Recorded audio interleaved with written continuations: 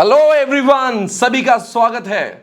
आप सभी लोगों ने कुछ दिनों पहले देखा है कि SPC is going to launch the batch Raftaar for the students who have not clear their CA intermediate examination in May 23। जी हां, जिनका अटेम्प्ट नवंबर 23 है, उन सभी के लिए हमने लॉन्च किया द बैच रफ्तार। और वाकई में यह बैच आपको दिलाएगी रफ्तार। दोस्तों, आप सभी लोगों को अब जरूरत है ऐसे बैच की जो आपका कम से कम समय में पूरा क्या पूरा सिलेबस रिवाइज करा के दे। डिस्क्लेमर देना चाहूंगा, ये one day before examination lecture नहीं है, ये मैराथन लेक्चर नहीं, उसका एक्सटेंडेड वर्जन है। आप सभी को यह बता दे रहे कि हमने कुछ दिनों पहले यानी कि प्रीवियस अटेम्प्ट के लिए हमने एक बैच को लॉन्च किया था जिसका नाम है त्रिशूल। आप सभी ये भी जानते हो कि May 23 में और नवंबर 23 में there is no difference at all. इसलिए इन सारे लेक्चर्स को हम वापस से पूरी तरह से आपकी सेवा में अपलोड कर रहे हैं। जो भी अमेंडमेंट्स जिन सब्जेक्ट में पाए जा रहे हैं उनको भी साथ में अपलोड कर दिया है। पर आप सभी को बता दे रहे हैं, मेजॉरिटी 99% कोई भी सब्जेक्ट में कोई अमेंडमेंट्स नहीं है। जिन टैक्स और लॉ सब्जेक्ट में अमेंडमेंट है उसको अमेंडमेंट के साथ में अपलोड किया जा रहा है। आप सभी से अनुरोध किया जा रहा है कि इन लेक्चर्स को यानी कि द बैच रफ्तार को आपको सभी को देखना है और इसी अटेम्प्ट में यानी कि नवंबर 23 में एग्जामिनेशन को पास करना है। आप सभी जानते हैं, अगर आप if you don't clear in this attempt May 24 में you'll have to appear for the examination as per new scheme of ICAI। आज सभी लोग समझे, ये रफ्तार बैच जो आपके सामने आ रही है बहुत ही शिद्दत से बनाई हुई बैच है। Trust me, there is no change, absolutely same for your attempt. इन लेक्चर्स को देखें, अच्छे से देखें, हर एक चैप्टर को, जहां तक मेरे सब्जेक्ट का बता रहा हूं, ES, SM, FM, इको, हर एक चैप्टर को डिटेल में पढ़ाया हुआ है। अगर कोई इंसान किसी और क्लासेस से पढ़ा हुआ है या सेल्फ स्टडी भी की है ना, हर किसी को डिटेल में समझ में आएगा। चाहे अंकिता ने लॉ पढ़ाया हो, चाहे आनंद सर ने अकाउंट्स या हर्षद ने ऑडिट पढ़ाया हो, चाहे पूजा मैम ने टैक्स पढ़ाया हो, हर किसी चीज को डिटेल में विस्तार में पढ़ाया हुआ है। पूरा विश्वास रख के इन बैच को देखिए और इसी अटेम्प्ट में आपके पास होने का मार्ग जो है वो सुनिश्चित करिएगा। आप लोगों को फिर से कह रहे हैं, इन लेक्चर्स को ही आपको ब्लाइंडली फॉलो करना है। You will be able to get success for sure. Thank you so much. ये लेक्चर्स आप देखते रहेंगे, वरना कभी कभी बीच बीच में आपको लगेगा इन्होंने त्रिशूल बोला है, ये हमारे लिए रिलेवेंट है कि नहीं। बच्चों, मैं कह रहा हूं त्रिशूल बैच में और रफ्तार बैच में कोई चेंज नहीं है, क्योंकि there is no difference. Because amendment से May 23 में और नवंबर 23 में है नहीं। और हमने त्रिशूल बैच को ना कि सिर्फ इस अटेम्प्ट में आपके सामने रखा है, प्रीवियस अटेम्प्ट में जिन बच्चों ने देखा है उन बच्चों को इतना ज्यादा अच्छा स्कोर हुआ है, तो वी आर वेरी श्योर ये आपके ऊपर कोई एक्सपेरिमेंट नहीं, इसके रिजल्ट्स हमें पता है। इसको देखो और बस मैं कह रहा हूं ना, आपका subject you will be prepared 100% from the examination point of view. आज सभी ने इन लेक्चर्स को देखना है। आप सभी को मेरी ओर से और टीम एसपीसी की ओर से शुभकामनाएं। All the best, do well guys. Thank you so much, take care, bye bye.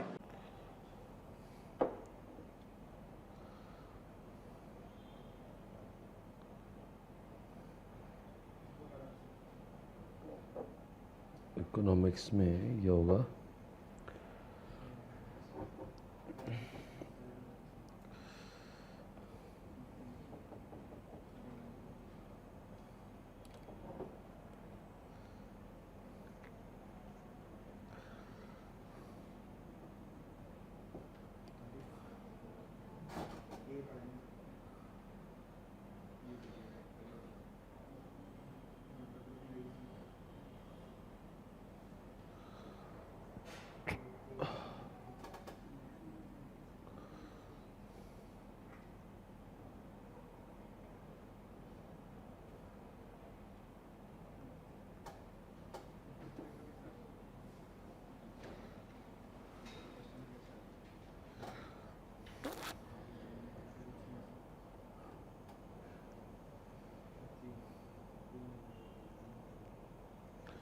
Okay,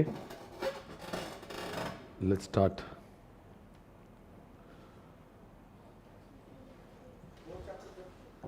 तेरे को पता है क्या करना है? बैकग्राउंड क्या लगा है?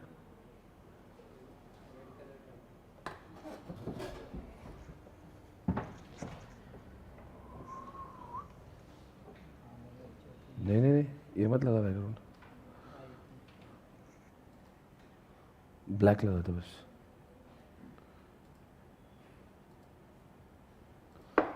ब्लैक लगा सकता है? कौन लगाएगा?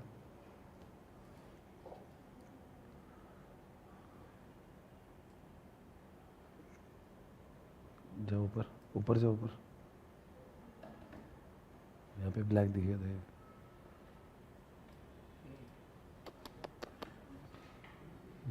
नीचे जा, एग्जैक्ट सेट ब्लैक लगा दे बस।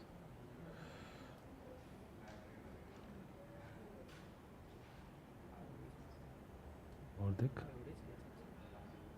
ऐसे कैसे होगा?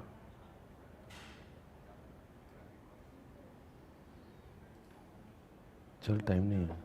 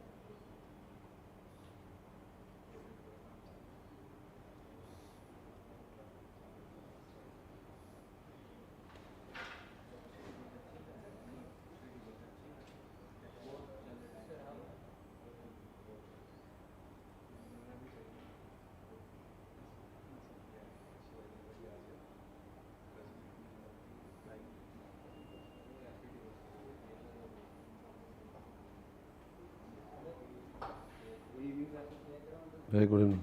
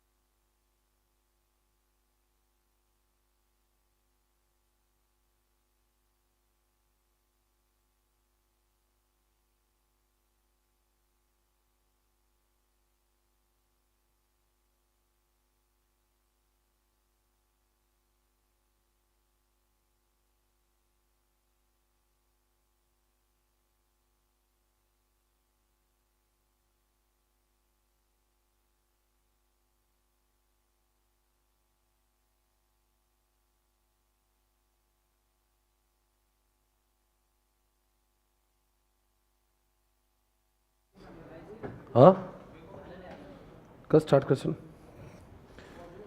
Okay guys, let's start. मेरे टाउन दे. Excuse me, miss. चलो.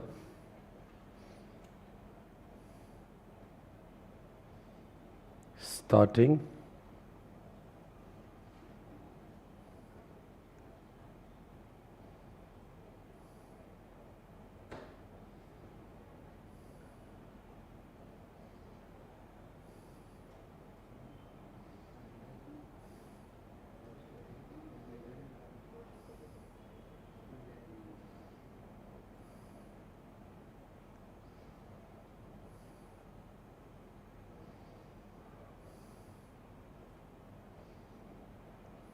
चल.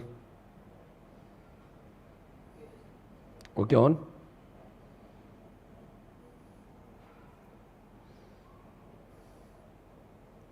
Blink. दिया. Okay.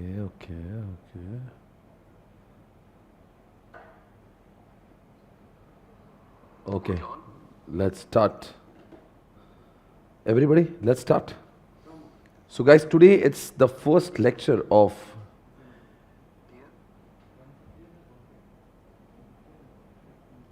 Okay, I am going to start now. ये खबर सब जगह पे फैला दो. Okay, now. नोट्स आपको दिए जाएगी बाद में. अभी तो हम लोग स्टार्ट कर रहे हैं. जितने भी आपके जान पहचान वाले लोग हैं उन पे सब पे शेयर करेगा. ये लेक्चर स्टार्ट हो रहा है अभी. आप सभी जानते हैं this is absolutely free lecture for everybody irrespective of any classes. आपको अगर इकोनॉमिक्स पढ़ना है तो हम लोग आपका अच्छा वाला रिवीजन करा के देंगे. Okay, so now focus on this. It's time to revise economics. Today is the first lecture of economics और हम लोग स्टार्ट कर रहे हैं चैप्टर 4 से. चैप्टर 4 का फर्स्ट यूनिट और चैप्टर 4 में आप जानते हैं 5 यूनिट्स हैं, आउट ऑफ विच आज हम लोग 2 यूनिट्स तो पक्का ख़त्म करेंगे. ओके, ये रिविजन्स करते समय उम्मीद यही है कि when ever you do this, expected होता है कि आपने एफएम और इकोनॉमिक्स को पहले पढ़ा है. अगर आप डायरेक्टली इससे स्टार्ट करो तो हो सकता है आपको थोड़ा सा हर्डल लगेगा.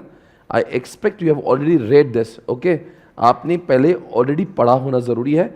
In case you have done this तो आपको बहुत मज़ा आएगा, आपको बहुत अच्छे से रिवीजन का फ़ायदा होगा. और मैंने ये रिवीजन करने के बाद में आपको जाकर इसको पढ़ना है. ओके, तो आपको वो जो मैंने पढ़ाया हुआ है उसको रिवाइज करने में बहुत मज़ा आएगा. राइट, कल मैंने आपको EIS पढ़ाया था और वो आपने शायद से SM पढ़ाया था एक, तो आपने वो पढ़ा होगा.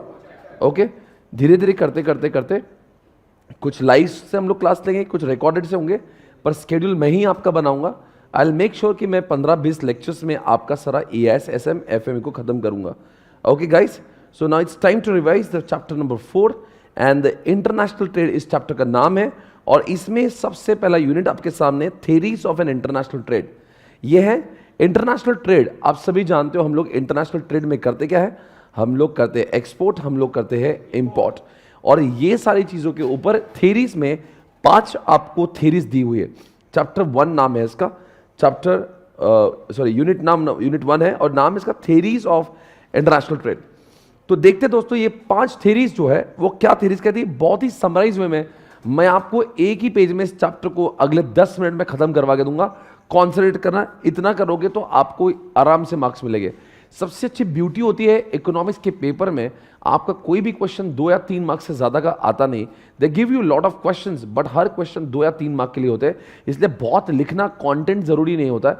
जिस तरह से EIS और SM में आपको लेट के बहुत सारी चीज़ें लिखना पड़ती है बिकॉज क्वेश्चन ही 5 या 6 मार्क के लिए आते हैं. As long as economics is concern question are coming only for 2 marks, sometimes 1 mark और समटाइम्स 3 मार्क्स ऑल्सो. तो इसलिए बहुत क्वांटिटी नहीं, आपका कंटेंट एकदम टू द पॉइंट होना चाहिए, बहुत ही आपका कॉन्सेप्ट क्लियर होना चाहिए. बहुत भर भर के गर्दा करने की जरूरत नहीं, आप उतना ही लिखो जितना टू द पॉइंट है, आपको मार्क्स मिलते रहेंगे. और आप सभी जानते हो इकोनॉमिक्स को जिस तरह से हम लोग पढ़ते हैं, we make it very easier with the help of all the practical example. I will make sure कि आपका इकोनॉमिक्स बहुत स्ट्रांग हो जाएगा.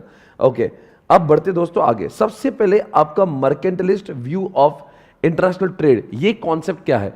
ये वाला कॉन्सेप्ट जो है ना, ये बड़ा पुराना कॉन्सेप्ट है। इसमें कहा जाता है कि हम कभी भी इंटरनेशनल ट्रेड करेंगे, ये थ्योरी का मानना है हमने सिर्फ और सिर्फ एक्सपोर्ट करना चाहिए, इंपोर्ट ही नहीं करना चाहिए। बड़ा अजीब सा थ्योरी है।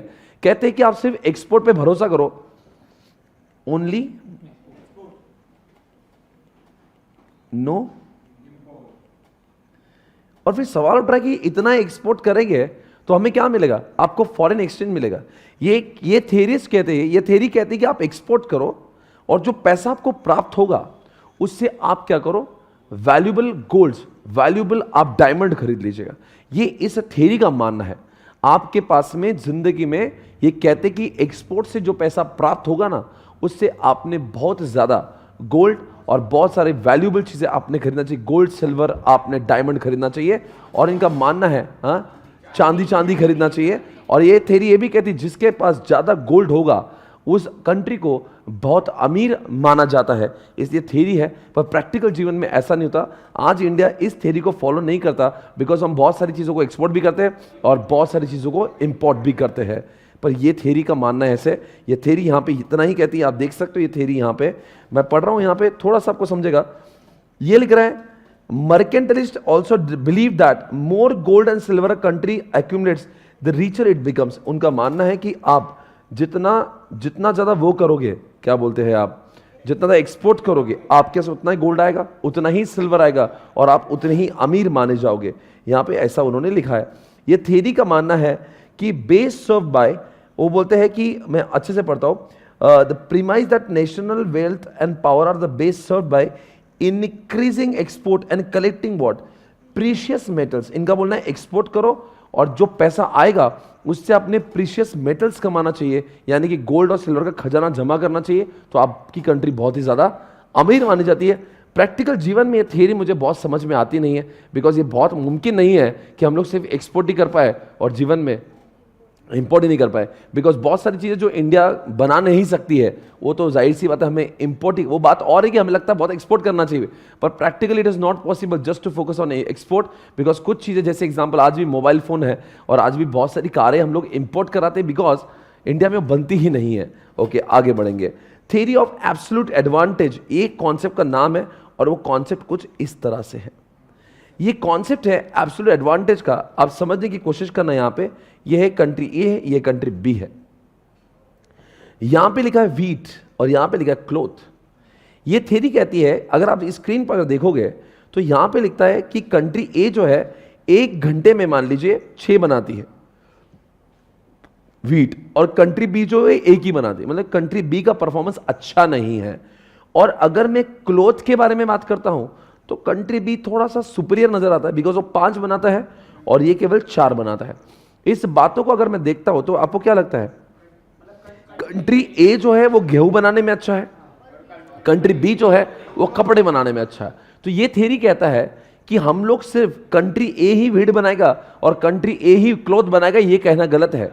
कंट्री ए को जो अच्छा आता है वो गेहूं है, वो गेहूं पे फोकस करे। कंट्री बी को कपड़े बनाना अच्छा है, उसने कपड़े बनाए, तो वो ऐसा हो जाएगा। एक बनाएगा गेहूं बना के एक्सपोर्ट करेगा और ये बनाएगा कपड़े, वो एक्सपोर्ट, तो ऐसा हो जाएगा।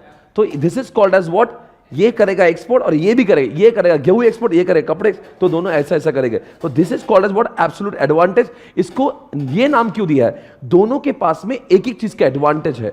कंट्री ए के पास में गेहूं का और कंट्री बी के पास में कपड़ों का एडवांटेज है। जिसके पास जो एडवांटेज है उसने वही करना चाहिए, दूसरी चीजों को नहीं करना चाहिए। This is called as what, absolute advantage. और ये थ्योरी यहां पे खत्म हो जाती है। ये हमारा दूसरा पार्ट अब आज खत्म हुआ। क्या बोलते हैं यहां पे, बोलो? जो चीज में जो अच्छा होगा उसने वही करना चाहिए। ये थ्योरी हाउली थी। ये क्या बोलती है? सारा काम मैं ही करूंगा, मतलब मैं ही सब एक्सपोर्ट करूंगा। ये नीतिमत्ता से नहीं, ये बोलता है जो तुझे अच्छा आता ना वही तो एक्सपोर्ट कर, बाकी एक्सपोर्ट ना कर। ओके गाइस, कॉन्सेंट्रेट करना, अच्छे से ध्यान रखें। आगे बढ़ेंगे। थ्योरी ऑफ कंपैरेटिव एडवांटेज, ये बड़ा ही बेकार सा सिचुएशन है। एक कंट्री है जो बड़ी हलकट टाइप की है, यानी कि ये समझो कंट्री बी है और कंट्री ए है। अब कंट्री ए जो है ना वो 6 गेहूं बनाती है, कंट्री बी तो सिर्फ 1 ही बनाती है 1 घंटे में।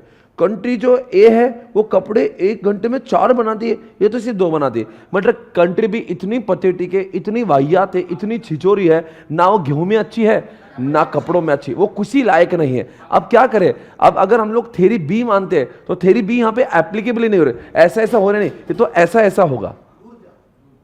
मैं ही कपड़े एक्सपोर्ट, मैं ही तो ऐसा ऐसा होगा, पर ऐसे ऐसे कैसे होगा? इसलिए वो क्या बोलता है पता है क्या, अगर ये वाली थ्योरी, अगर ये वाला अगर एग्जाम्पल मैं थ्योरी बी में डालता हूं तो थ्योरी बी क्या बोलेगा, यार मैं समझ नहीं पा रहा हूं कि एब्सोल्यूट एडवांटेज में यहाँ पे तो एडवांटेज वाली पोजीशन ही नहीं बनती है।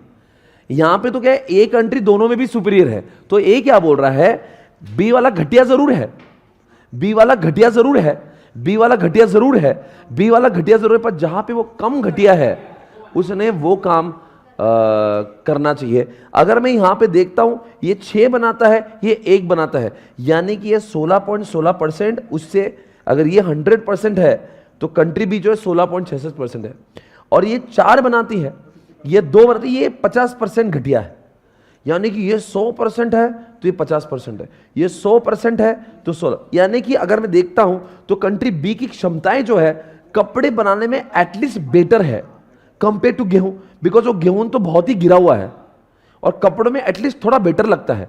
तो बताओ क्या करना चाहिए ऐसे केस में? तो पक्की बात है कंट्री ए ने तो गेहूं बनाना चाहिए, तो कंट्री ए क्या बनाएगी, उसमें तो कोई डाउट ही नहीं। और कंट्री बी ने गेहूं तो सोचना ही नहीं चाहिए। वैसे तो कंट्री बी तो दोनों में घटिया है, पर दोनों में से कम घटिया जो है वो कपड़ों में है, तो कम से कम कपड़ों में उसका थोड़ा बेटर परफॉर्मेंस है, तो उसने क्लोथ बनाना चाहिए। आप समझ गए इसको? इसका नाम क्या हुआ? कंपेरेटिव। नाम में लिखा कंपेरेटिवली वो किस में अच्छा है, कंपेरेटिवली वो कपड़ों में अच्छा है। कौन? बी। तो बी ने क्या बनाना चाहिए? कपड़े। बी बनाएगा कपड़े, ए बनाएगा गेहूं, दोनों भी ऐसे ऐसे करेंगे। पर ये एब्सोल्यूट एडवांटेज वाली थ्योरी नहीं है, ये कंपेरेटिव है। यहां पे जो कंट्री भी दोनों में भिखारी है, दोनों में वाहियात है, दोनों में पथेटिक है, तो पथेटिक किस में कम ज्यादा, किस में कम पथेटिक है? कपड़ों में, तो कपड़े बनाएगा वो। आई hope you getting this guys, come on everyone. Okay fine, आगे बढ़ेंगे। ये है हो, इस थ्योरी का नाम है ओह।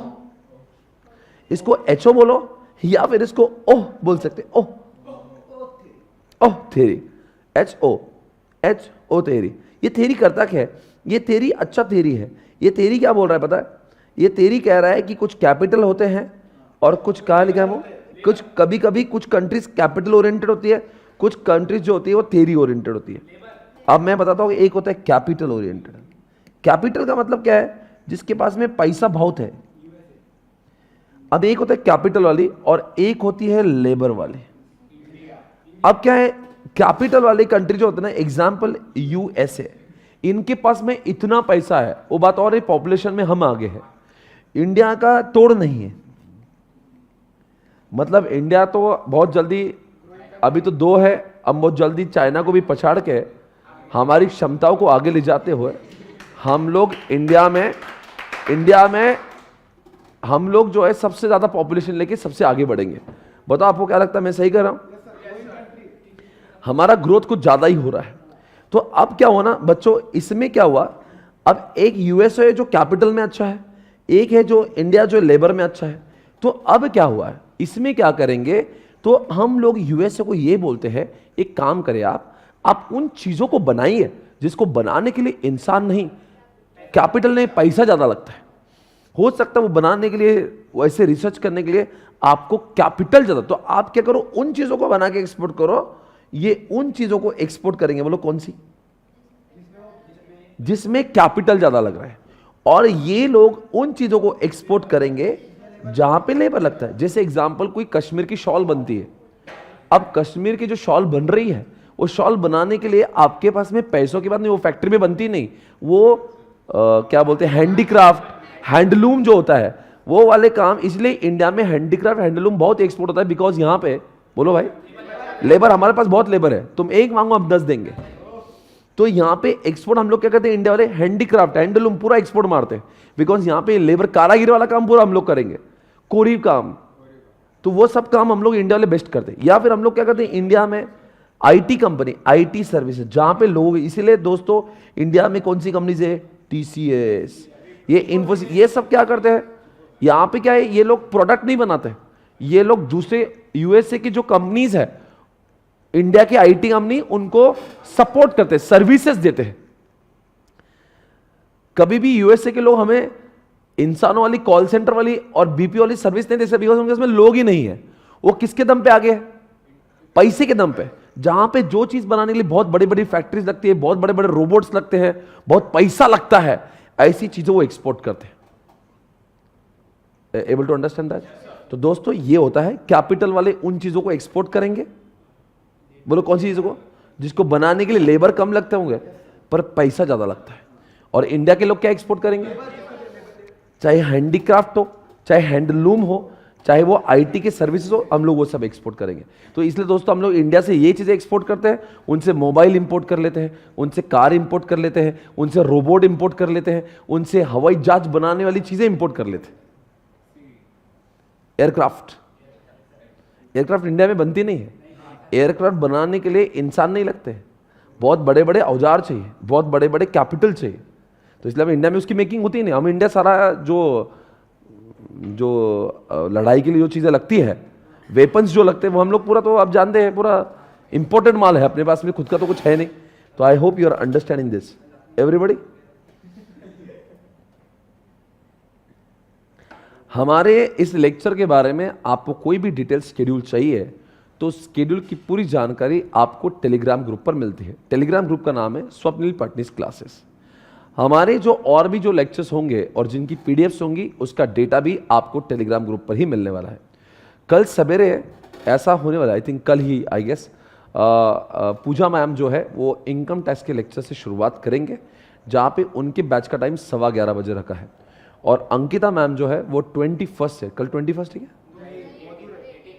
आज कल 21 तारीख से अंकिता मैम जो है वो मॉर्निंग में 10 से 11 लॉ लेंगे और 11:15 बजे टैक्स, यानी कि ग्रुप 1 मॉर्निंग में चालू हो जाएगा आपके लिए, अगर आपको ग्रुप 1 का एग्जामिनेशन है तो।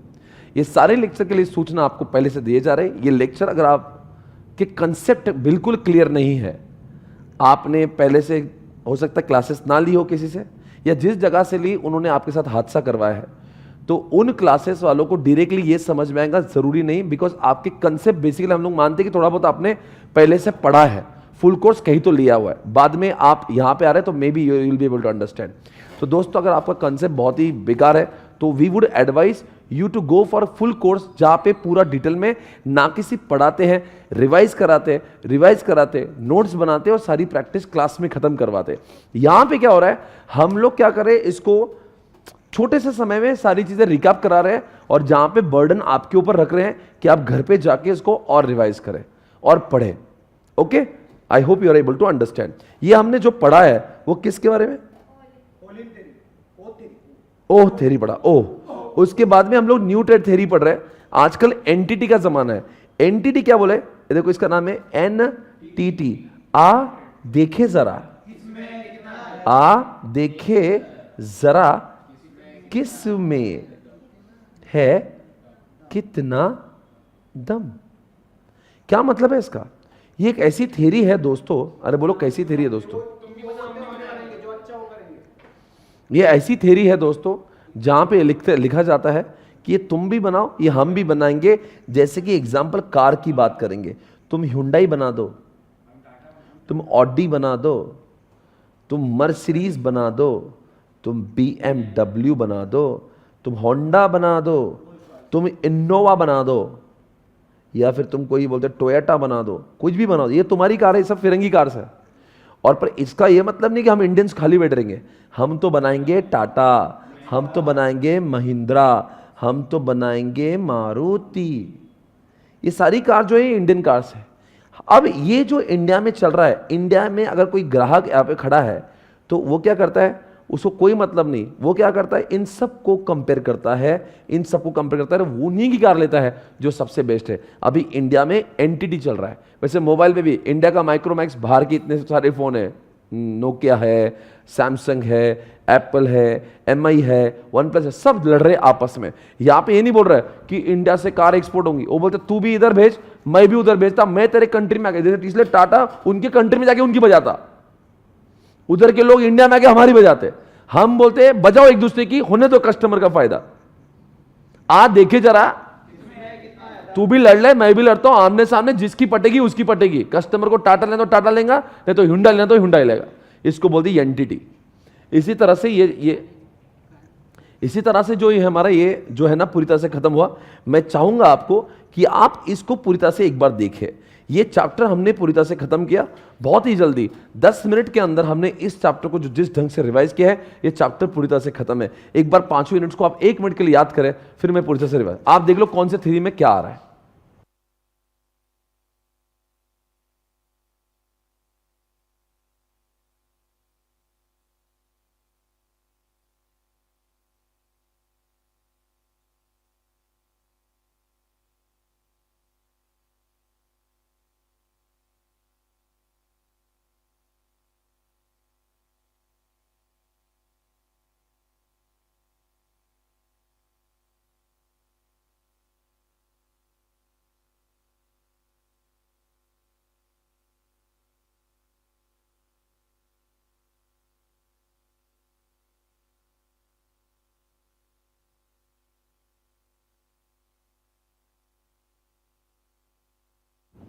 Okay, let's start.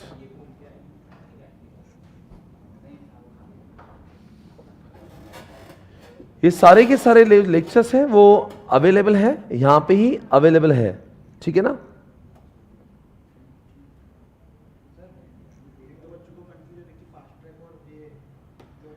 ये लेक्चर जो है फास्ट ट्रैक नहीं है, ना कि रेगुलर बैच है।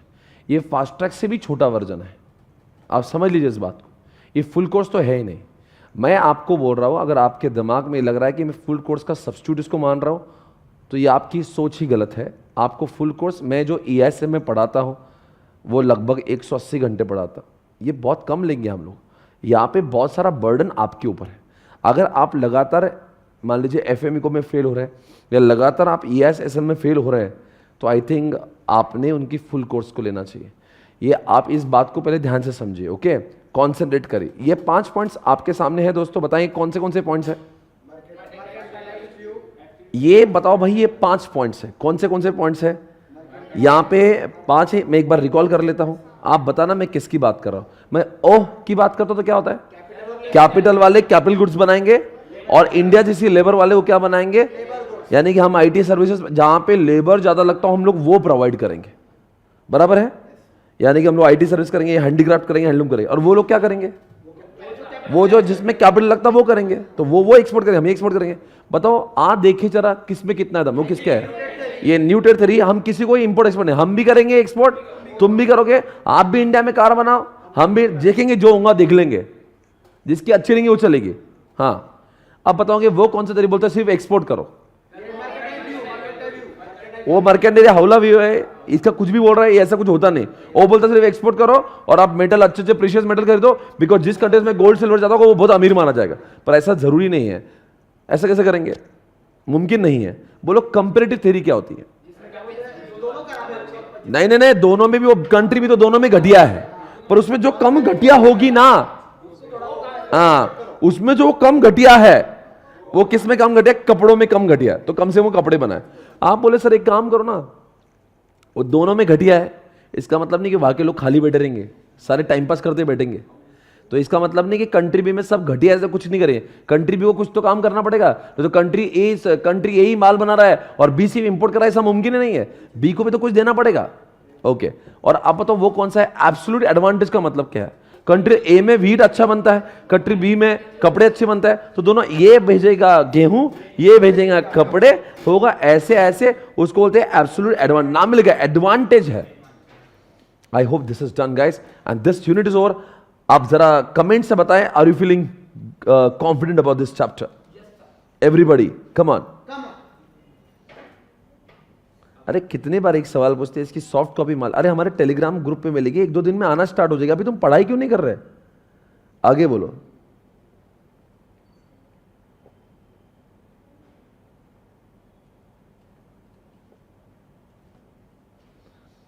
जितने लोग देख रहे हैं, are you feeling confident about this. सभी को लग रहा है हो गया ये। अब आपका काम है मेरे लेक्चर होने के बाद में डिटेल में जाके इसको पढ़ना है। Very good. अब हम लोग पढ़ेंगे नेक्स्ट यूनिट के ऊपर। I am going on next unit. मेरे इस पढ़ाने के बाद में आपका पढ़ने का स्पीड बहुत बढ़ेगा, फॉर श्योर। आपका जल्दी जल्दी हो जाएगा। आप डायरेक्टली करोगे तो आपको बहुत टाइम वेस्ट होगा, इसलिए आप मुझसे पढ़ो, फिर अकेले में पढ़ो। हाउ टू राइट आंसर्स के बारे में कैसे होगा, अरे बता दूंगा। अरे अभी तो शुरू हाउले है यार तुम लोग। अरे पहला लेक्चर है अभी, ये कैसे टेस्ट सीरीज का क्या होगा। अरे भाई नोट्स, अरे बाप कितने सवाल है। अरे जो चल रहा है थोड़ा शांति रखो, जरा सब्र करो। टेस्ट सीरीज का बताओ, टेस्ट, अरे रुको जरा। अभी मैंने पहले लेक्चर का 20 मिनट में मेरा खत्म नहीं हुआ, सभी आज चूस लेंगे तुम लोग। अरे थोड़ा शांति रखो, सारी चीजें होगी, सब्र करो जरा।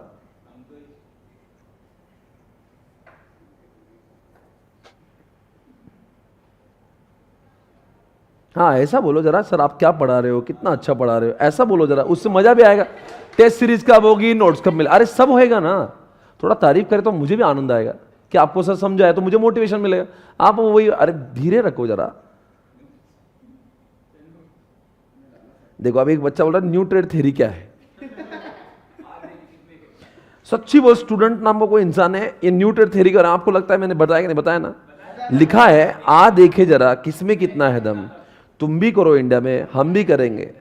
ऐसा जरूरी नहीं कि हम ही एक्सपोर्ट करेंगे और तुम करेंगे, कोई भी करो, तुम भी करो हम भी करेंगे, देखेंगे जिसका जो चलना है।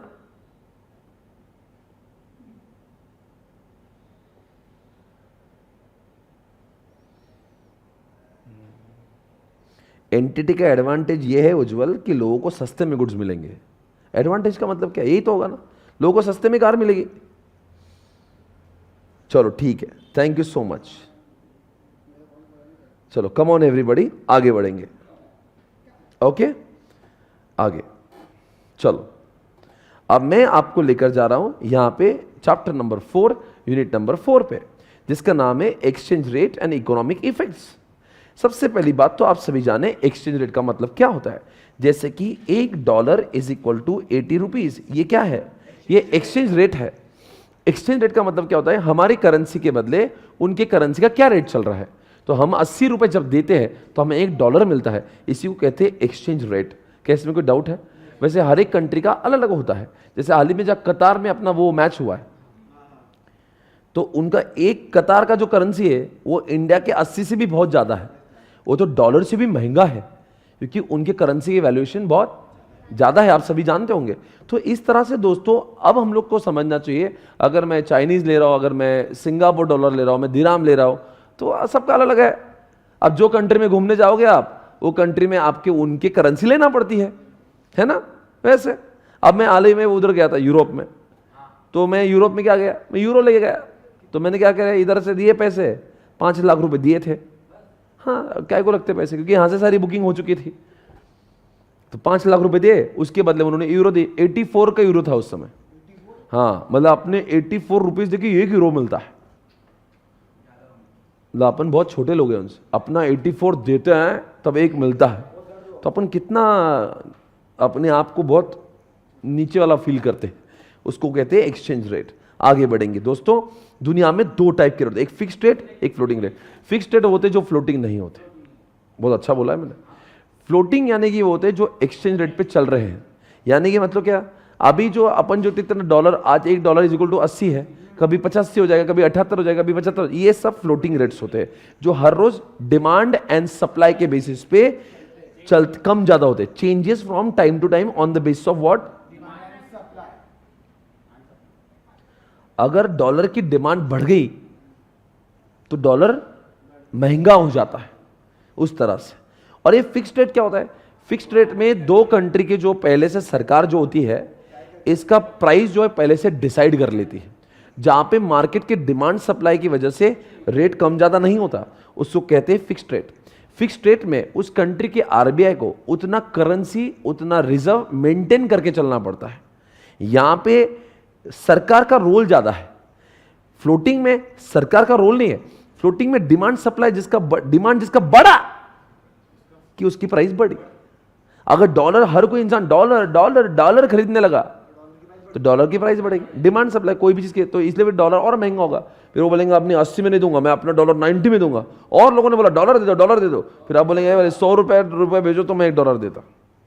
Like that. आप समझो डॉलर एक कमोडिटी है, मान लो टोमेटो जैसा डॉलर है। अब टोमेटो के रेट कब बढ़ेंगे? जब टोमेटो की डिमांड बढ़ेगी, डॉलर का रेट बढ़ा, डॉलर का डिमांड बढ़ा। अब 1 किलो जो टोमेटो वो 10 रुपए के मिल रहे हैं, वो 100 रुपए के भी हो सकते हैं। कब? जब उसकी डिमांड। तो वैसे डॉलर के रेट कब बढ़ेंगे? हाँ, हो गया। चलो, इसी को कहते हैं, अरे बोलो बच्चों, इसको बोलते हैं फ्लोटिंग रेट्स। देखो बच्चों, फिक्स्ड रेट में और फ्लोटिंग रेट में फर्क होता है। कौन सा डिमांड सप्लाई पे चल रहा है? फ्लोटिंग। कौन सा डिमांड सप्लाई से लेना देना नहीं? कहां पे कंट्री के गवर्नमेंट इन्वॉल्व हो जाती है, कहां पे आरबीआई बोलेगी मैं ही रेट पहले से डिसाइड कर लूंगी। अभी फिलहाल जो यूएसए का जो डॉलर का रेट है वो फिक्स पे नहीं चल रहा है, वो फ्लोटिंग पे चल रहा है।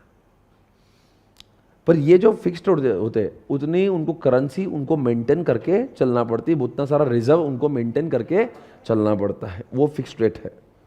ये दोनों की अलग अलग मैटर है। आगे बढ़ेंगे। Why do you need foreign exchange? बड़ा ही गिरा हुआ सवाल है।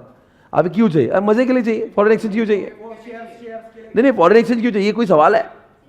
ऐसा कोई सवाल पूछता है? मैं एक काम कर लेता हूं, आपके लिए थोड़ा सा पढ़ लेता हूं। यहां पे एक प्रश्न पूछा है फ्लोटिंग और फिक्स्ड रेट के बारे में। Floating exchange rate has many advantage. क्या लिखा है एक बार देखिएगा जरा। Floating exchange rate has the great advantage of allowing central bank और government to pursue its what, क्या है, यानी कि फ्लोटिंग जब होगा ना, गवर्नमेंट को कुछ भी मेंटेन करने, वो गवर्नमेंट बोलेगा जो होना होने दो, जो डिमांड एंड सप्लाई, हमारा कोई रोल उसमें नहीं है। Floating exchange rate regime allows exchange rate to be used as a policy tool. Policy tool होता है। For example, policy makers can adjust the nominal exchange rate to influence the competitive of the, ये लिखा है। इसका पता है क्या मतलब है? मैं आपको समझाता हूं। आप एक बात को ध्यान रखें, एक्सचेंज रेट जब कम ज्यादा हो जाते हैं ना, तो बहुत सारे धंधों के ऊपर कुछ, एक तो किसी धंधे पे एडवर्स इंपैक्ट हो जाता है और किसी धंधों पे फेवरेबल इंपैक्ट हो जाता है। वो क्या इंपैक्ट होता है मैं आपको समझाऊंगा बस थोड़ी देर बाद में। यहां पे लिखा है नो ऑब्लिगेशन और necessity in the intervene in the currency market, यानी कि कोई भी गवर्नमेंट को जब फ्लोटिंग आ जाता है तो उनको intervene, the central bank is not required to maintain, क्या लिखा है, ह्यूज फॉरेन एक्सचेंज रिजर्व। बराबर है क्या? कहां पे मेंटेन करने की जरूरत नहीं है? फ्लोटिंग में। और कहां पे जरूरत है? However, the greatest disadvantage of the flexible exchange rate regime is that volatile exchange rate generates a lot of uncertainty in relation to inter. अब मैं आपको समझाता हूं मेरा प्रॉब्लम क्या है। जब फ्लोटिंग होता है ना, धंधों की वाट लग जाती है। I'll tell you कैसे। मेरे एक जीजाजी है जिनका काम है, वो है आईटी कंपनी चलाते हैं। उनसे जब मैं एक बार बात करता हूं, वो बोलता हमारा डॉलर का कम ज्यादा होता है, हमारी दिमाग की सटक जाती है। बोले कैसे? क्योंकि हम जो डील करते हैं, हम बोलते हैं कि हमें $3000 चाहिए 1 महीने के। अब जब रेट मान लीजिए रुपीस का चल रहा है 80, तो $1 आया कि वो आरबीआई को दिया, उनको 80 मिलते, तो उनको हिसाब से 2,40,000 मिलना चाहिए। अब क्या हुआ, ये हो गया 70। उन्होंने 3,000 दिया, मैंने आरबीआई को दिया, आरबीआई ने मुझे 2,10,000 दिया। वो बोलता मैं तो उसको तब भी उतनी सर्विस दे रहा था, अभी भी उतनी ही दे रहा हूं, पहले कल 2,40 मिल रहे थे, मैं तो खड़े खड़े लुट गया। पर जब ये 90 हो जाते हैं ना, तो इनको 2,70 भी मिलते हैं। तो ये फ्लोटिंग चार्जेस जो होते हैं ना, इसमें आपकी एक लटकती हुई तलवार है, कभी आपको ज्यादा भी मिल सकते हैं, पर फिक्स्ड रेट रहा तो टेंशन नहीं। आपको मालूम है पहले से 70 मिलेंगे तो दुनिया इधर उधर वर्ल्ड वॉर हो जाए, आपको 70 ही मिलना। Are you getting this? इसलिए फिक्स्ड में सर्टेनिटी बहुत होती है, फ्लोटिंग में नहीं होती। I hope you are understanding this. Everybody come on guys, hey guys come on. चलो, मेरा एक सवाल है आपसे मित्रों। ओ मित्रों, अगर मैं आपसे एक सवाल पूछूं, किसी को फॉरेन एक्सचेंज क्यों लगते होंगे? अरे फॉरेन एक्सचेंज क्यों लगते हैं? मतलब लगते हैं मजे के लिए। यहां पे लिखा है ए से लेके जी, मैं कुछ बातें बताता हूं। देखो भाई, किसी को फॉरेन एक्सचेंज क्यों लगते हैं? घूमने के लिए, एजुकेशन के लिए, किसी को गिफ्ट देना है, फॉरेन में आपको फ्लैट लेना है, कोई रियल एस्टेट लेना है, फॉरेन के बैंक अकाउंट में आपको खाता खोलना है, या उधर के शेयर मार्केट में नैस्डैक पे आपको शेयर खरीदना है, या फिर आपको उधर के ही कंट्री में जाके कुछ तो कैपिटल इन्वेस्टमेंट करना है। किसी भी चीज के लिए आपको पैसे लग सकते हैं, ये तो लिखा है यहां पे। क्यों पैसे लगते हैं? नंबर 1, क्या करने के लिए? यूनिलैटरल ट्रांसफर ऑफ, क्या लिखा है, गिफ्ट लेने के लिए, ये सब के लिए। मेक इन्वेस्टमेंट इनकम पेमेंट, क्या लिखा है, दूसरे इन्वेस्टमेंट इनकम पेमेंट अब्रॉड। देखो पहले में लिखा था आपको कुछ बाहर से गुड्स खरीदना है, दूसरे में लिखा किसी को गिफ्ट देना है, उधर गिफ्ट देना है तो आपको करेंसी उनकी लगेगी। अब आपकी एक चिंटी जो है वो यूएस में रहती है, वो बोलेगी मुझे उधर गिफ्ट चाहिए, मान लो अंकुश की एक चिंटी उधर रह रही है, तो क्या करेगा अंकुश? अब मान लो वो रहती है युगांडा में, तो उसको उधर की करेंसी लेके उधर का ग्रीटिंग कार्ड खरीद के, तो यहाँ से तो करेंसी लेना पड़ेगी ना उधर की। इसीलिए कभी कभी आप उधर, आपको फॉरेन एक्सचेंज इसीलिए लगता है, आप बोलेंगे हे आरबीआई ये रुपीस ले लो और मुझे कुछ डॉलर दे दो, क्योंकि मुझे उधर के स्टॉक लेना है, यानी कि उधर के शेयर्स लेना है। हो सकता है मैं बैंक ऑफ अमेरिका में, बैंक ऑफ अमेरिका बोलेंगे आपका खाता खुलेगा, $2000 भरो, आप बोलेंगे मैं रुपीस भेजता हूँ, बोलेंगे इंडिया में स्टेट बैंक में खोल दो, तो आपको देना पड़ेगा रुपीस आरबीआई में, वो देंगे आपको डॉलर, आप जग बैंक ऑफ अमेरिका में खुलवाओगे। आपको जैसे शाहरुख खान ने बुर्ज खलीफा में 2 फ्लैट लिए, कैसे लेंगे?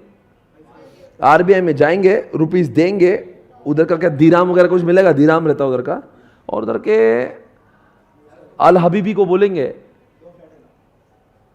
2 फ्लैट दे दो, तो मिल गए 2 फ्लैट। स्पेक्यूलेशन और हेजिंग करने, वही अगर आपको कुछ ऐसा कुछ उधर का कुछ हेजिंग करना है, कुछ शेयर मार्केट में कुछ करना है, तो आपको उसके लिए पैसे चाहिए। तो पैसे यार ये बड़ा ही घिरा हुआ सवाल है। फॉरेन एक्सचेंज क्यों चाहिए किसी भी काम के लिए? यार मैं फॉरेन घूमने जा रहा हूं, उधर एजुकेशन करना है, किसको गिफ्ट देना है, किसका रियल एस्टेट में कुछ पैसा डालना है, शेयर मार्केट में डालना है, बैंक अकाउंट खोलना है, पैसे चाहिए। कोई भी, ये भी कोई क्वेश्चन है? ये बहुत गिरा हुआ क्वेश्चन है। पर अभी क्वेश्चन आगे बढ़ते हैं। दुनिया में नॉमिनल वर्सेस रियल रेट होते हैं। नॉमिनल यानी कि वो होते हैं जो नॉमिनल होते हैं, और रियल यानी कि होते हैं जो रियल होते हैं। आपको कुछ पता है दोनों के डिफरेंस क्या होता है? आपको नॉमिनल रियल का फर्क नहीं समझता है? कभी कभी नॉमिनल और कभी कभी रियल ऐसा होता है। हम जो करते हैं, मैं आपको इसका मस्त वाला एग्जांपल देके समझाता हूं। देखो आप शायद से भूल गए होंगे जिन्होंने ऑलरेडी पढ़ा है, ओके? अब आगे समझिएगा जो मैं पढ़ रहा हूं, इधर देखिएगा जरा, मैं बोल रहा हूं आपको, कॉन्सेंट्रेट करेगा। देखो बच्चों, नॉमिनल वो होता है और जो रियल होता है। कभी कभी ऐसा होता है कि, जैसे एग्जांपल मैं देना चाहता हूं,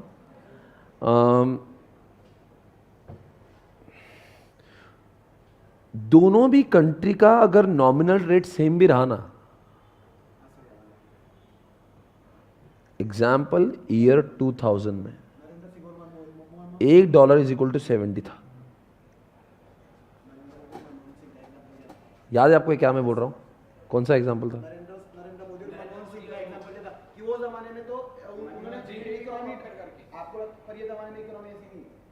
एग्जांपल दिया था आपने कि जब वो मनमोहन सिंह था, वो जमाने में इतना, मतलब आज इन्फ्लेशन हो गया है, आज करीब जब ऑयल 10 रुपए था और अब आज 80, 100, 150 रुपए। वो एग्जांपल दिया था कि आज मतलब नॉमिनल और रियल का कंपेयर किया था। रुको जरा मैं बोलता हूं। ये क्या है? ये है 2022, आज भी रेट चल रहा है $70। अगर ऐसा हुआ, अब ध्यान से सुनना, आपको लगेगा नॉमिनल रेट तो सेम ही है, पर ऐसा नहीं होता। दोनों का रियल रेट डिफरेंट होता है, क्योंकि दोनों कंट्री का जो इन्फ्लेशन है ना, वो अलग अलग चलता है। अब देखो कैसे। अब क्या हुआ था ना, ये कंट्री ए है, ये कंट्री बी है।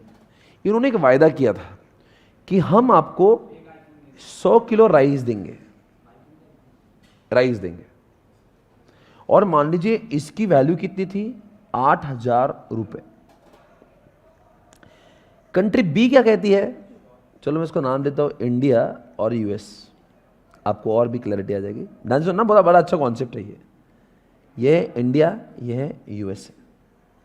तो हमने बोला था हमें पैसे नहीं चाहिए, हम बार्टर करेंगे, हम तुम्हें 100 किलो राइस देंगे, तुम हमें एक मोबाइल फोन देना। अरे बोलो भाई, तो इसका मतलब हम लोग क्या मान रहे थे?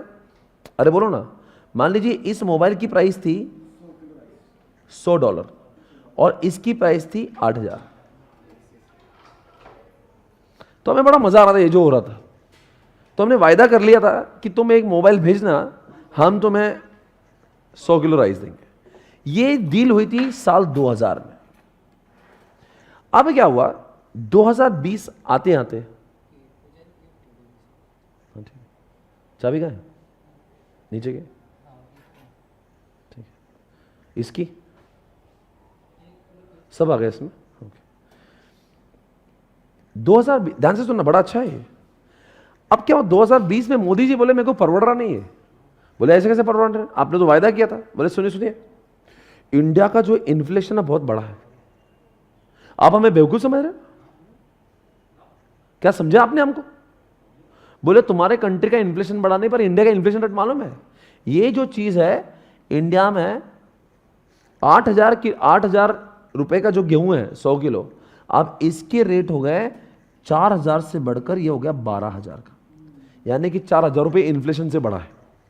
अरे बोलो यार, अगर मान लीजिए इसको मैं परसेंटेज में लिख देता हूं, इंडिया का इन्फ्लेशन कितना हुआ, मान लीजिए 50% से बढ़ा। यह है इन्फ्लेशन। ध्यान से सुनना, बड़ा एकदम पेचीदा कॉन्सेप्ट है ये चैप्टर का, थोड़ा सा कॉम्प्लेक्स वाला पॉइंट है ये। और ये जो है ना, इनका जो इन्फ्लेशन बढ़ा है वो केवल 10% से बढ़ा है। बोलो बच्चों क्या हुआ? यानी कि सोचो, तब भी $1 के रेट 80 थे, अब भी $1 के रेट 80 ही है। दोनों के रेट सेम टू सेम है। कौन से? Nominal rate. कौन से बोला मैंने? तो देखिए लोगों को लगता होगा भारतीय वालों को प्रॉब्लम क्या है, नॉमिनल रेट तो सेम है। पर मोदी जी अड़ गए। मोदी जी बोले ये 2000 का सौदा था, जब मैंने आपको बोला था मैं आपको 100 किलो गेहूं दूंगा, तुमसे एक मोबाइल लूंगा।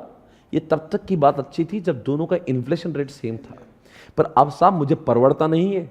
मोदी बोले मुझे परवड़ता। बोले क्यों नहीं परवड़ता? बोले मेरे गेहूं का जो रेट है, सॉरी मेरे चावल का रेट जो है वो अब 12,000 का हो गया। कितना हो गया? और मेरा और तुम्हारा मोबाइल, छपरी मोबाइल तुम्हारा, साला तुम्हारा 110, यानी कि तुम्हारा $110 का हो गया। यानी कि तुम्हारी चीज को अगर 80 से मल्टीप्लाई कर रही, ये 8,800 के, बेवकूफ समझे क्या हमको? साला मेरा 12,000 का तुम राइस ले लोगे और तुम्हारा 8,800 का दोगे, ये मेरे को नहीं समझने वाला। इसका मतलब क्या होता है? Irrespective of your nominal value. अरे बोलो ना, नॉमिनल रेट दोनों के सेम ही लग रहे हैं। दुनिया को लग रहा है दोनों कंट्री का रेट तो सेम ही है, पर रियल रेट सर ये इसलिए बोलते हैं रियल रेट सब डिफरेंट हो गए। इसलिए बार्टर सिस्टम अब इंडिया करेगा नहीं, इंडिया बोलेगा ऐसा नहीं चलेगा। ये कब होता है पता है क्या? अगर दो कंट्री के नॉमिनल रेट सेम है पर इन्फ्लेशन रेट डिफरेंट है ना, तो रियल रेट सेम नहीं तो वो डिफरेंट हो जाते हैं। पर दोनों कंट्री का नॉमिनल रेट भी सेम है और इन्फ्लेशन रेट भी सेम है, तो रियल रेट भी सेम आएगा। अभी क्या हो रहा है? रियल रेट क्यों प्रॉब्लम आ गया? रियल रेट गलत हो गया ना। अब ये बोलेगा ऐसा नहीं चलेगा।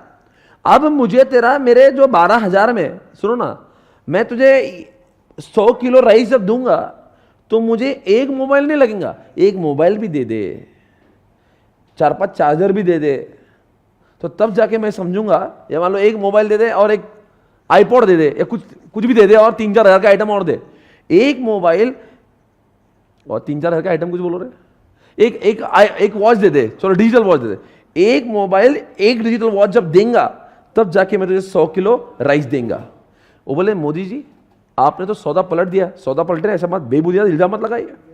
आपके कंट्री का इन्फ्लेशन साहब आपको परवड़ रहा है, बिकॉज आपकी चीज 8,800 की है, पर मेरी चीज 8,800 की नहीं रही। अब मैं इंडिया का इन्फ्लेशन रेट बढ़ा है, इंडिया में वो चीज 12,000 की है, तुम मुझे 8,800 की चीजें दोगे और मैं तुम्हें 12,000 की दूं? बेवकूफ समझे क्या? तो ये इसलिए दोस्तों, कभी भी दो कंट्री की जब आप ऐसी सौदेबाजी बात करते हो ना, नॉमिनल रेट पे भरोसा मत करना, दिखावे पर मत जाओ, अपनी अकल लड़ाओ। इसलिए रियल रेट का इस्तेमाल किया जाता है।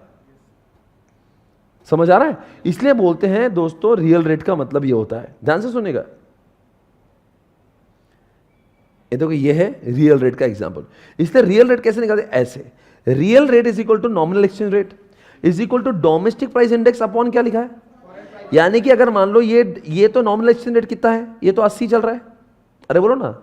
और हमारे भारत में कितना रेट बढ़ा? हमारे भारत में रेट बढ़ा है 50% और उधर बढ़ा है 10%। यानी कि मतलब क्या हुआ है? मतलब हमारा इंडेक्स तो 5 गुना और बढ़ा है। यानी कि अगर मान लो ये हमारा कितना हुआ, हमारा 8,000 का 12,000 हुआ और इनका 8,000 का 8,800 हुआ है। तो तो जो भी है फॉरेन प्राइस इंडेक्स जो हुआ है, तो इसका मतलब क्या हुआ बच्चों, ये हो गया 5, यानी कि हो गया 400। समझ में मैं क्या बोल रहा हूँ? तो रियल एक्सचेंज रेट ज़्यादा हो गया। समझ आ रहा है? अगर मैं इस चीज़ को ऐसे समझाऊंगा तो मुझे अच्छे से समझा जाएगा। मुझे ऐसा लगता है कि मैंने इसको 50 के बदले मैंने उसको 1.5 लेना था और इसको 1.1 लेना था, तो आई थिंक बराबर हो जाएगा। बराबर क्या बोल रहा हूँ मैं? यहाँ पे 1 रुपये की चीज़ कितने में? 1.5 रुपये में। और यहाँ पे 1 रुपये, तो ये कितना हो रहा है ज़रा देखो। हाँ 10, यानी 80 को मल्टीप्लाई करूँगा कितने से? 1.5 अपन 1.1 करो, कितना आ रहा है? 1.36। तो पूरा कितना आएगा? 109। यानी कि मतलब हो गया है दुनिया की नज़र में $1 80 का है, हमारी नज़र में $1 80 का नहीं है, $1 109 का हो गया। इसको बोलते हैं रियल रेट। आपको समझ में आया रियल रेट क्या होता है? बताओ, रियल रेट और नॉमिनल रेट कब तक सेम रहते हैं?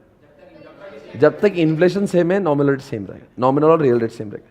पर नॉमिनल रेट सेम है और इन्फ्लेशन रेट 2 कंट्री के अलग हो रहे हैं। अरे ऐसा बहुत होता है, इंडिया में बहुत इन्फ्लेशन है, कुछ कुछ कंट्री में तो 1% बढ़ता है, इंडिया का इन्फ्लेशन रेट 8-9% है। तो जब इन्फ्लेशन रेट बढ़ता है बोलो क्या होगा? Although two countries are having same nominal rates but having different what, तो उस केस में क्या होगा? Then real rate will be changed. ये बोलना चाहता हूं। तो ये हो गया रियल एक्सचेंज रेट आपका। दुनिया की नजर में क्या होगा? 80 रुपए का $1 है, हमारे नजर में क्या होगा? आप बताओ ये कैसे हो गया? अगर सचमुच मान लीजिए ऐसा होने लगा, नहीं समझे नहीं आप, अगर सचमुच ये 12,000 की चीज उनको जा रही है और हमें ये $100 की चीज मिल रही है, तो हम क्या बोलेंगे? मतलब हम 12,000 की गेहूं राइस भेजेंगे और हमें कितने का? 8,800, यानी कि $110 का मिलेगा। अरे बोलो ना, तो अपने हिसाब से क्या रेट हो गए? हम 12,000 का क्या भेज रहे हैं? राइस भेज रहे हैं, बदले में उधर से क्या आ रहा है? $110 आ रहे हैं। तो करो 12,000 अपॉन $110, 109।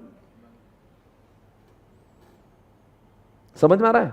अगर मान लीजिए सौदा मोदी जी को कंटिन्यू रखना पड़ा तो मोदी जी बोलेगा डॉलर के रेट 80 नहीं है, मैं तो बेवकूफ बन रहा है, 8,800 मतलब $110 की चीज मंगा रहा हूं और 12,000 की भेज रहा हूं।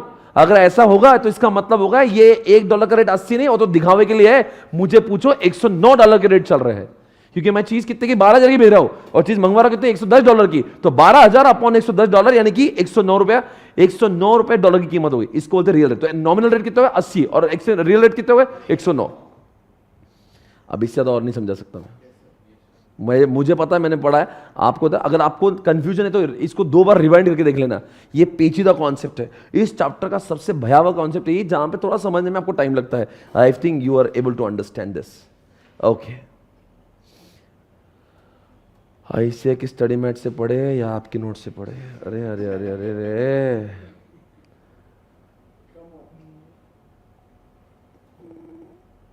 इकोनॉमिक्स क्या लग रहा है? FM इको कौन सा चल रहा है?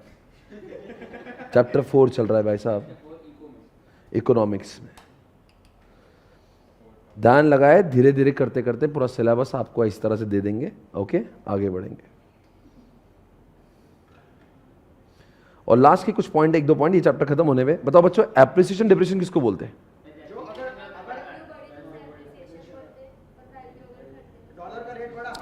जनरली एप्रिसिएशन डिप्रिसिएशन कॉन्सेप्ट कब यूज करते हैं? फिक्स्ड में या फिर फ्लोटिंग में? ये फ्लोटिंग में यूज करते हैं। मैं आपसे पूछूंगा, बताओ एप्रिसिएशन या डिप्रिसिएशन है? $1 = 80 था, अब $1 = 100 हुआ, यानी हमारे रुपीस की वैल्यू घट गई। हम पहले 80 को देके $1 मिल रहा था, अब 100 को देके 1 मिल रहा है, यानी कि हमारे रुपीस की वैल्यू डेप्रिशिएट हो रही है। अगर मान लीजिए $1 = 80 था, अब $1 = 50 हो गया, हम 80 देखिए $1 ला रहे थे, अब 50 देके ला रहे हैं, यानी हमारे रुपीस की वैल्यू एप्रिशिएट हुई है। Appreciation depreciation concept is always used when there is a floating cost, floating exchange rate. पर अगर वो फिक्स्ड रेट होगा, डिवैल्यूएशन एक डी है और एक री है, यानी कि दोस्तों फिक्स्ड रेट में अगर फिक्स्ड रेट चल रहा है और $1 = 80 था, अब $1 50 हो गया, तो इंडिया की रुपीस पहले 80 दे के $1 मिल रहा था, अब 50 दे के मिल रहा है, यानी कि इंडिया का रुपीस का वैल्यू एप्रिशिएट हो रहा है, यानी कि रीवैल्यूएशन होता है। और अगर $1 80 था, अब $1 अगर 110 हो गया तो क्या होगा इसका मतलब? यानी हम 80 दे के $1 लेते, अब 110 लेके ले रहे, इसका मतलब क्या हुआ? हमारी रुपीस की वैल्यू डी वैल्यू हो गई। अब याद रखना दोस्तों, भूलना मत, अगर वो फिक्स्ड है, बोलो क्या होगा? फिक्स्ड है तो क्या होगा? Revaluation and devaluation. और अगर वो फ्लोटिंग है तो यहां पे आएगा appreciation and depreciation, right? Okay, आगे बढ़ेंगे दोस्तों, आखिरी कॉन्सेप्ट है, फिर आज का लेक्चर भी खत्म करेंगे। इंपैक्ट ऑफ, ये अभी सवाल है, अगर ये पूछा है एप्रिसिएशन और डेप्रिसिएशन हुआ तो होता क्या है? मैं आपसे एक सवाल पूछता हूं, आप लोग जवाब देना, आपको उम्मीद करूंगा मैं। अगर मान लो एप्रिशिएट हुआ तो क्या इकोनॉमी पर क्या इंपैक्ट होता है? आप लोग को आएगा, मुझे पूरी उम्मीद है। दिमाग लगा के सोचना कि हम लोग क्या बोल रहे हैं, सोचने की बात है। अगर मैं आपसे पूछता हूं, अगर रुपीस $1 से 80 से लेकर $1 अगर वो 110 हो गया तो इसका मतलब हमारा क्या हुआ है? हमारी, अब बताओ क्या होगा इस केस में? इस केस में जो, ध्यान से सुनना, जो लोग इंडिया में क्या होता था पहले, हम लोग बोलते थे इंडिया में एक चीज जो है 11 कितने में बिक रही है? 11,000 में बिक रही है।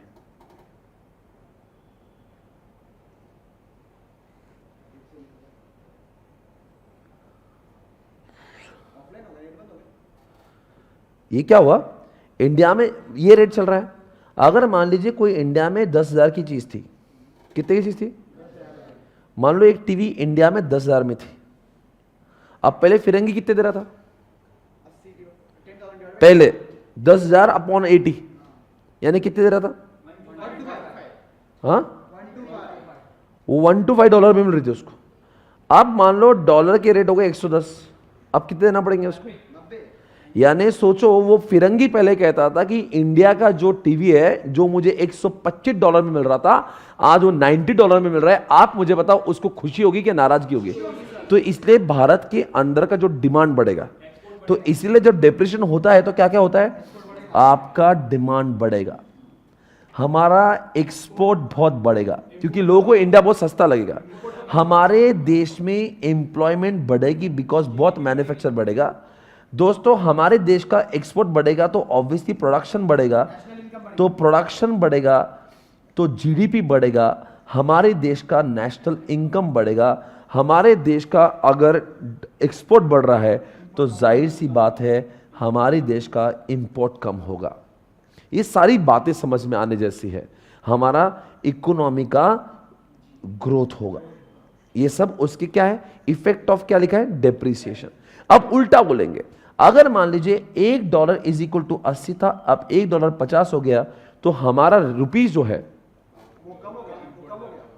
80 में $1 मिल रहे थे, अब 50 मिल रहे, यानी कि हमारी पोजीशन बहुत अच्छी हो गई। इसको कहेंगे एप्रिसिएशन हो। ये हमारे लिए अच्छी बात है। पर अब इसका प्रॉब्लम यह हुआ कि ध्यान से सुनना, जो टीवी इंडिया में 10,000 में मिल रही थी, वो पहले फिरंगी कह रहा था कि मैं $80, 80 का रेट अगर है तो मैं $125 में टीवी मिलती है। अब वो कहेगा अगर मैं 10,000 की टीवी लेने जाऊं तो उसको कितने डॉलर देना पड़ेंगे? अब उसको 50 से डिवाइड करके उसको इंडिया में $200 मिलेंगे। यानी कि जो टीवी उसको $125 देके उसको 10,000 मिलते थे, अब उसको $200 देके 10,000 मिलेंगे, तब जाके वो टीवी ले पाएगा। इसका मतलब वो इंडिया से बाय नहीं करेगा। यानी कि इंडिया का प्रोडक्शन डाउन, इंडिया का एक्सपोर्ट डाउन, इंडिया का नेशनल इनकम डाउन, इंडिया से एम्प्लॉयमेंट में डाउन, इंडिया की गुड कॉम्पिटिटिव बिल्कुल भी नहीं रहेंगे। इंडिया में इंपोर्ट बहुत बढ़ेगा, इंडिया के अंदर लोगों का एम्प्लॉयमेंट घटेगा। यही है impact of appreciation. I hope ये चैप्टर आपके बिल्कुल दिल के करीब है। This chapter is over. Okay, ये रहा आपके सामने, आप please check it out guys. This chapter is completely over. I hope you are understanding this everybody. सब एकदम क्लियर है आपको?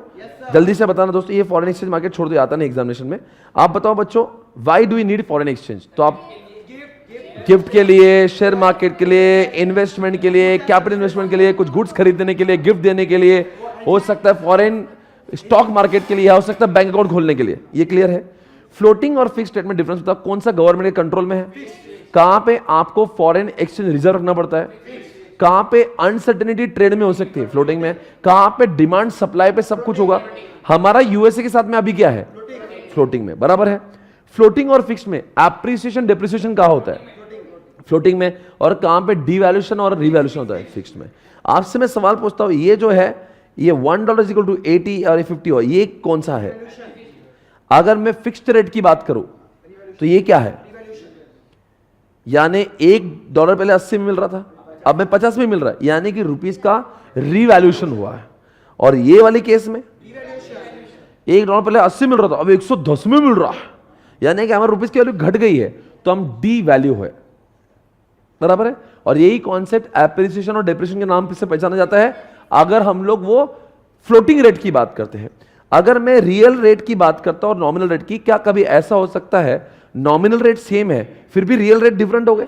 कब हो सकता है? जब दोनों देश के इन्फ्लेशन रेट बिल्कुल डिफरेंट होते हैं। Although they are having same nominal rates but their real rates can be different, आप सभी जानते हैं। और किसका फॉर्मूला क्या है? Real rate is equal to nominal rate multiplied by domestic का इंडेक्स अपॉन फॉरेन का। वापस से बोलना,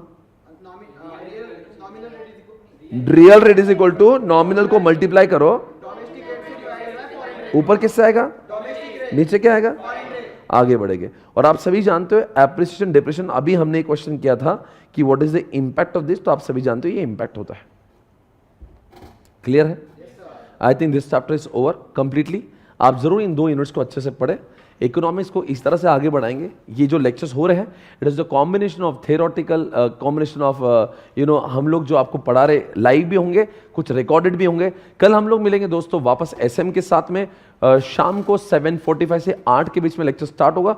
रोज हम लोग 45 मिनट्स के आसपास पढ़ेंगे, 1 घंटा भी कभी पढ़ सकते हैं, डिपेंड करता है वो चैप्टर को कितना समय लगता है। कभी 1 यूनिट खत्म होंगे तो कभी 2 यूनिट खत्म होंगे, उस तरह से हम लोग आगे बढ़ते रहेंगे।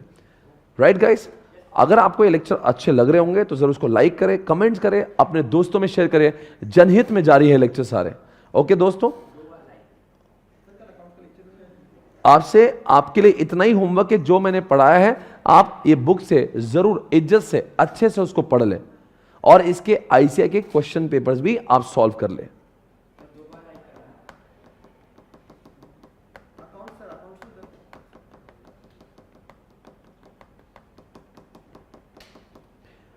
आई होप आपको सभी को समझा होगा। हम लोग जब एप्रिसिएशन डिप्रिसिएशन की बात करते हैं, हम अपने होम कंट्री के पॉइंट ऑफ व्यू से हमेशा बोलते हैं। हमारी बुक कहां से ऑर्डर कर सकते हैं? swapnilpatni.com से कर सकते हैं।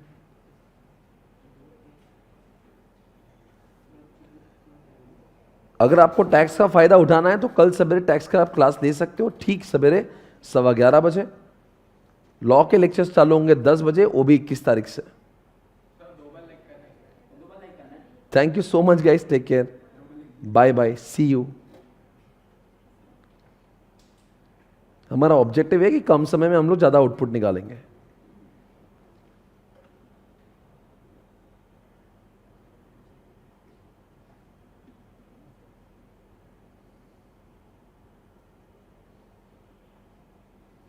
Thank you guys, thank you so much, take care, bye bye, see you later.